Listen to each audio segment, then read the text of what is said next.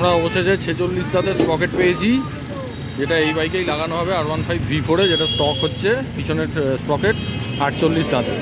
তো এর ফলে কি হবে, আমার সামনে যেহেতু 13 স্প্রকেট আর পিছনের স্টকটা ছিল 48, তাতে আমার রেশিওটা বেড়ে গিয়ে হয়ে গেছিলো 3.9 সামথিং, যেটা স্টক হচ্ছে 3.428। ফলে আমার 135-এর পর টপ স্পিড তুলতে খুব অসুবিধা হচ্ছিলো, যদিও ইনিশিয়াল খুবই হাই ছিল, মানে আপ টু 120 অবধি স্টক বাইকে যে স্প্রকেট কনফিগারেশন থাকে তাতে ধারে কাছে আসবে না স্টক বাইক। কিন্তু 135-এর পর আমি দেখলাম হাইওয়ে রাইডিংয়ের ক্ষেত্রে ব্যাপারটা ফিজিবল নয়। তো সেই জন্য আমরা এখন 46 দাঁতের স্প্রকেট লাগাবো এবং টেস্ট করে জানাবো যে আমাদের টপ এন্ড কী বাড়ছে এবং লোয়ার মিড এন্ড কী কমছে বা চেঞ্জ হচ্ছে। ঠিক আছে, তো এইবার চেঞ্জ হবে, চাকা খোলা হয়ে গেছে, এবারে হবে 48 থেকে 46, পরিবর্তন আসতে চলেছে।